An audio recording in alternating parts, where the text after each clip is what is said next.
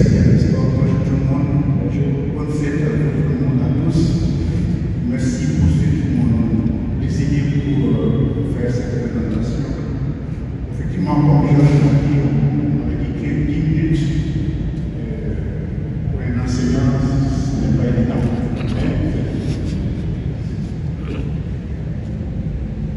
On m'a dit de parler d'éducation familiale. Est-ce qu'aujourd'hui, on peut même parler d'éducation familiale? Quand on regarde les familles, instabilité, réduction de la famille, déplacement, divorce, le père est ici, la mère est à Sikasso, les enfants sont aux États-Unis. Est-ce qu'on peut encore parler d'éducation familiale? C'est la première question que je me pose. Parce qu'aujourd'hui, ce qui est demandé, c'est de faire de nos enfants des fils. Comment faire de nos enfants des fils?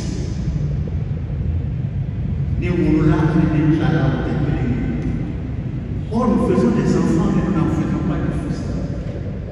Il ne s'agit pas de donner une bonne éducation, il s'agit de donner une éducation appropriée. La bonne éducation, c'est quoi? C'est l'éducation qui correspond à la société dans laquelle on vit. Donc, il s'agit de l'éducation appropriée. Aujourd'hui, les parents sont devenus des enseignants. Les parents sont devenus des enseignants au sens que on dit quelle est la meilleure école où la réussite scolaire est bonne. Mais on ne cherche pas à savoir si l'environnement de cette école est bon. Or, la réussite scolaire n'est pas forcément l'éducation, c'est l'instruction. Ah, là-bas, les résultats sont bons, les enfants passent tous pour bac. Je vais envoyer mon enfant là-bas. Ce n'est pas ça qu'il faut. Il faut voir si l'environnement est bon. Il y a ces écoles où, dès que vous ouvrez l'ordinateur, c'est sur des images pornographiques. Le résultat scolaire est bon, mais l'éducation elle-même n'est pas bonne. Donc aujourd'hui, toute la société se braque là-dessus. Est-ce qu'on peut poser cette question? Est-ce qu'il y a une éducation familiale? Tous les pays du monde possèdent des systèmes éducatifs. Ce mot-là, ce concept a été galvaudé. Lorsqu'on parle de système éducatif, on parle de système scolaire et universitaire. Or, toutes les sociétés n'ont pas de système scolaire et universitaire, mais ont un système éducatif. Que ce soit dans les GDC, dans les maisons de séquence. Après cette introduction, je voudrais vous parler des 3 espaces d'éducation. Georges en a parlé. C'est d'abord la famille. Le premier noyau, c'est la famille. La notion de famille, elle a beaucoup évolué. Et selon les cultures, elle est plus ou moins large. Aujourd'hui, on en parlera certainement. La famille est parfois même inexistante. Si chez nous, c'est jusqu'aux grands-parents et tout le reste, ailleurs, c'est un homme plus un homme, c'est un homme plus un enfant, c'est une femme plus une femme. Tout ça, ça s'appelle famille dans certains pays. Donc la notion de famille, là, quelle sorte d'éducation donne-t-on à cette famille? Pour mieux formaliser cette famille, la société est arrivée au mariage. Et il y a 3 sortes de mariages qu'on reconnaît. C'est le mariage coutumier, le mariage religieux et le mariage civil. Or, dans la famille, c'est un milieu intégré. Il y a la relation entre les parents, il y a la relation entre les parents et les enfants, il y a la relation entre les enfants eux-mêmes. C'est un milieu intégré. Or, de plus en plus, ça n'existe pas. C'est là les parents doivent souvent intervenir et les grands-parents doivent intervenir pour sceller cela. Ensuite, la société. La société, c'est dans le milieu dans lequel l'on vit. La société relaie ce que la famille a donné comme éducation. C'est un relais. Mais en relayant très souvent, où elle transforme, où elle déforme, où elle détruit carrément ce que la famille a donné. Parce que justement, on n'a pas la même conception dans la famille que dans la société. L'enfant qui vient du village et qui vient à Bamako, on va dire, mais où est-ce qu'il a reçu cette éducation? Quand il va retourner, les parents seront étonnés parce que Bamako a détruit tout ce qu'on leur a donné là-bas. Donc la société fait un relais normalement logique. Mais aujourd'hui, ce n'est pas le cas. Alors dans cette même société, il y a ceux qui donnent l'éducation à la vie morale, on appelle ça l'éducation civile. Et quand on intéresse maintenant les aspects culturels, c'est l'éducation religieuse. Et enfin, il y a l'école. L'école, comme je vous ai dit, ça dépend des milieux. Ça nous est venu, nous, aujourd'hui. Il y a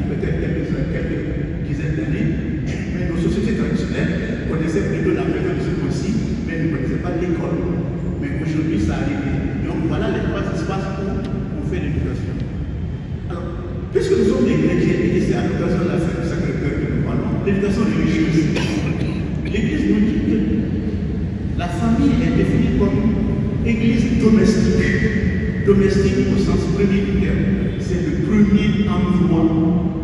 Cela signifie que chaque famille chrétienne doit se retrouver, doit retrouver en elle les dimensions de la religion chrétienne.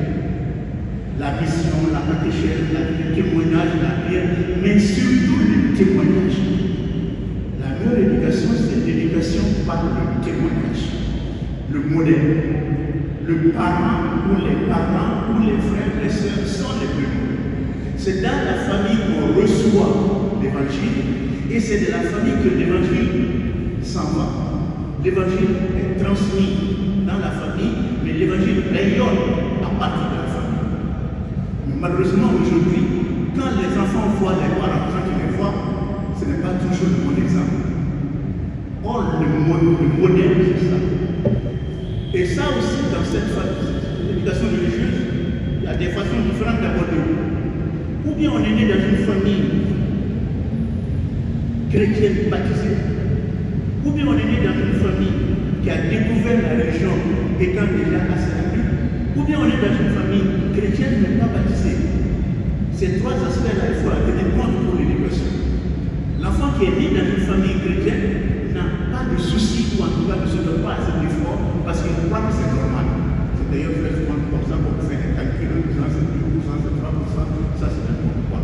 Le contexte de changement, j'en ai parlé tout à l'heure, dans une société pluraliste, dans une société globalisée, c'est difficile de parler de religion. Et la religion catholique subit les assauts de ces changements. Les responsabilités sont partagées. La famille éveille l'enfant, éveille l'enfant à la foi. La famille éveille l'enfant à la foi. La communauté chrétienne, cette fois-ci je ne parle pas de la société, mais de la communauté chrétienne, puisqu'on parle de famille chrétienne, la communauté chrétienne propose la foi de Jésus-Christ. Et l'école dispense un enseignement moral et religieux s'il y a une école de confession. Je voudrais terminer par des pistes qui sont en même temps des défis pour notre église du Tobago et notre église du Mali. Deux choses fondamentales. Il est clair que la problématique de la famille reste une priorité pour la pastorale. Depuis qu'on a commencé la catéchèse au Mali, depuis que nous on est chrétiens, c'est la même catéchèse. On n'a pas évolué, or la société a évolué, les enfants ont évolué. C'est un premier défi. Il faut changer la pastorale. La pastorale n'est plus la même. On ne peut plus donner aux enfants de 2023 les mêmes informations de la catéchèse en 1960 lorsque nous on faisait la catéchèse. Le deuxième défi, c'est la nécessité de mettre sur pied et surtout de faire fonctionner les commissions de la pastorale de la famille. Je sais qu'au niveau de la conférence épiscopale, ça existe. Ça doit exister. Si ça n'existe pas, et si ça existe, ça doit fonctionner. Je sais que dans certains procès, ça ne fonctionne pas. Il faut les faire fonctionner. Les commissions de la pastorale familiale. Troisièmement, la nécessité de pérenniser la formation des couples. Aujourd'hui, on forme les couples, les jeunes couples au mariage, mais en fait, je dis, on les forme à la cérémonie du mariage. On ne les forme pas au mariage. Parce qu'on pense qu'ils vont rester toujours jeunes. Ils ne vont pas rester jeunes. Ils vont vieillir. On espère qu'ils vont vieillir. Et les formations que l'on donne sont toujours axées sur la cérémonie. Je vais dire, on va parler de la théologie. Le mariage est divisé des sociétés. Non, il faut aller au-delà avec des spécialistes, des médecins, des sociologues, des anthropologues pour leur dire voilà ce qui vous attend. Quand vous aurez 40 ans, ce n'est pas la même chose que quand vous aurez 25 ans. Les trois premiers défis. Maintenant, j'ai 5 défis réels. Premièrement, la situation des filles, et ça, il faut le noter pour les pasteurs que nous sommes. Les jeunes filles chrétiennes qui se voient dans l'obligation de se marier à des hommes d'autres confessions, souvent en seconde noce, elles ont besoin d'un accompagnement. Les cas de filles qui refusent de se marier à d'autres confessions et restent toute leur vie célibataires. Et on ne s'en occupe pas. On les voit mettre l'enfant devant l'hôtel, on les voit servir passer par là, mais on ne s'en occupe pas. Parce qu'ils ont décidé, je n'ai pas un mari chrétien, donc je ne me marie pas. Mais leur accompagnement spirituel. Troisièmement, le cas des jeunes veuves, de plus en plus dans la crise dans laquelle nous vivons. Des jeunes militaires qui meurent, qui laissent des femmes avec des enfants, 35 ans, 40 ans, une jeune veuve. Ah, vraiment, c'est une veuve, on va lui dire bonjour. Elle est là, tu vois, pas mal de gens, mais on ne l'accompagne pas, on ne les accompagne pas. Quatrièmement, le cas de plus en plus courant des couples chrétiens régulièrement mariés à l'église et qui divorcent. Et ça, c'est surtout les hommes qui divorcent. Et comme ils ne peuvent pas divorcer légalement, bon, la première femme avec les enfants est abandonnée, on va prendre faire un mariage musulman ou quelque chose quelque part, et on prend une maison, on est là-bas. La première femme est abandonnée, chrétienne, elle vient à l'église, point. On ne s'en occupe pas. Et cinquièmement, le cas négligé, de plus en plus publié des vieux couples qui très souvent vivent dans l'isolement. Les couples qui sont vieux, mais on ne va pas leur rendre visite. Ils n'ont pas les moyens. Les enfants n'ont pas réussi dans la vie, entre parenthèses. Ils sont là, ils ont vécu. Tout cela procède de constituer la famille pour un équilibre social. Voilà, c'est ce que je voulais vous dire. Merci. Merci.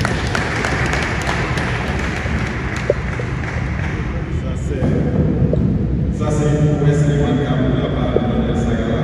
Je sais qu'il est d'habitude très abondant en parole. Il a aussi économisé 2 minutes. Merci. Je ne vais pas aussi reprendre tout cet exposé. Juste un rappel en introduction, il va commencer par se poser cette question, à se demander est-ce qu'on peut parler d'éducation familiale aujourd'hui, eu égard aux crises auxquelles nous faisons face. Mais très vite, il a essayé de situer 3 lieux où l'éducation a lieu, la famille, la société et l'école. Et il a contextualisé ces 3 lieux autour de l'éducation religieuse, où la famille est l'église domestique, où le défi du témoignage doit se jouer comme étant l'élément essentiel dans l'éducation. Le témoignage, la manière de vivre des parents à transmettre aux enfants. Et la famille est le lieu où l'éveil des enfants, où se fait l'éveil des enfants à la fois. En termes de communauté, de société, la communauté chrétienne propose la foi et l'école chrétienne dispense l'enseignement moral et religieux. Et vous avez terminé par des pistes que vous avez regroupées en 2 points. Il y a les pistes qui sont les défis pastoraux, défi de revoir la famille, la pastorale autour de la famille aujourd'hui, l'adapter au contexte actuel, à l'évolution actuelle. Défi autour des commissions diocésaines, paroissiales de la pastorale familiale.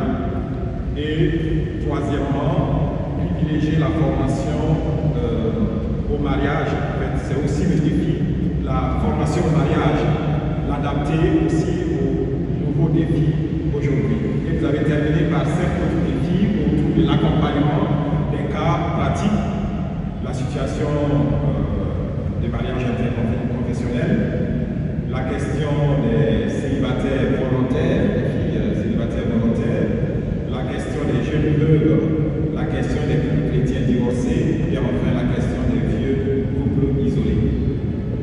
Voilà donc ce qui a été dit et je vous remercie pour l'enrichissement, on sent une complémentarité entre l'exposé de Georges et puis votre exposé.